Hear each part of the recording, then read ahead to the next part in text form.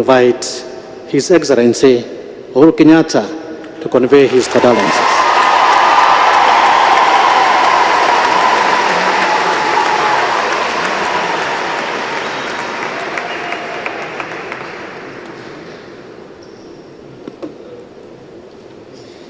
Your Eminence, the Papal Nuncio to the Republic of Kenya,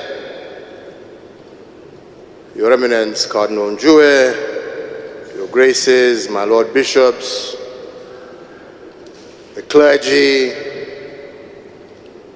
fellow Catholics and Christians here gathered, tumsifu Yesu Kristo. Milele na milele, asanteni sana. We gather here today as people from different backgrounds, different religions, to remember and to celebrate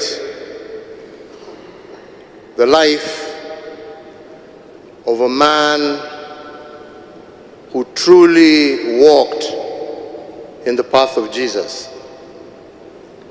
A man who, despite his high position, did not walk in and amongst the high and mighty in the world, but rather, like Jesus, chose to walk amongst the poor and those most in need.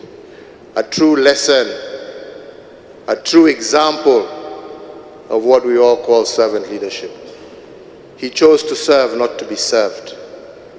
He chose to deliver, to save,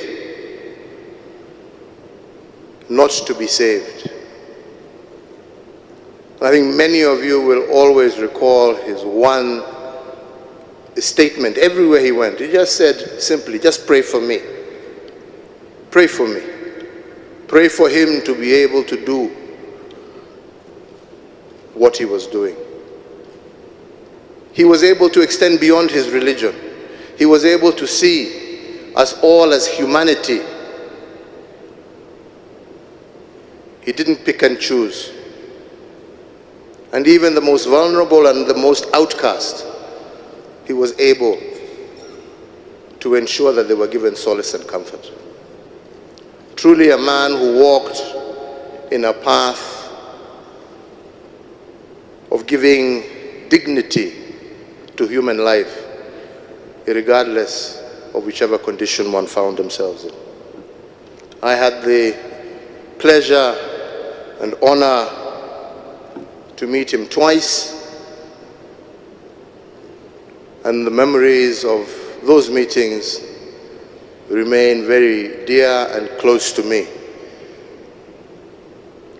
And I can stand as somebody who can testify to his level of humility and concern. Without mentioning any names, I remember when he was here in Nairobi, those in the diplomatic service will know that usually when there is a head of state, of which he was one, or a head of government, there would be a one-on-one session that you would exchange, a tete-a-tete, before you would get into main meetings and so on and so forth. So we were sitting in my office with His Holiness and just talking about the things that we needed to talk about. This was an office where I had met very many different people, you know, from Obama to leaders from all over the world.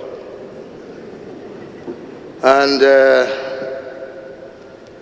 when we finished we were now to go to the meeting, somebody had really requested that they would like a moment with His Holiness. I didn't know how to put this because... Anyway, I decided I was going to put the message across. He said, oh, no problem. So I invited the person over to my office. Before we moved out, sat, I went back to my seat. There was silence in the room, so nobody's talking. And His Holiness turned and looked at me and told me, "I thought you said he wanted to talk to me." So for the first time as president, another head of state threw me out of my own office, which I found to be quite incredible. But the most important thing was not even that. The most important thing to me was that here was a man, a leader of 1 billion plus people across the world. But this person who he chose to engage with, he followed up with them even after he left Kenya, communicating with the person, engaging with the person. What greater show of humility can you ask for a man than that?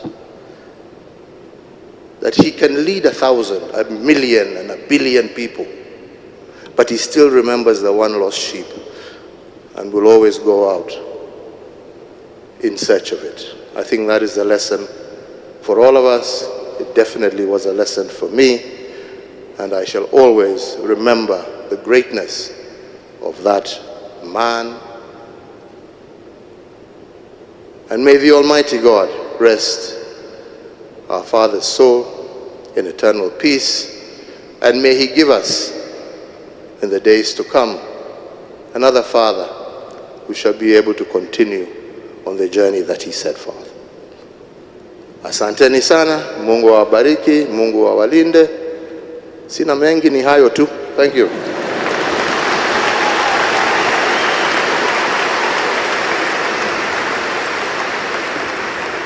Thank you.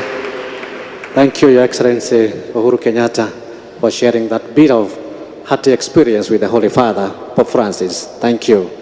And now, I would like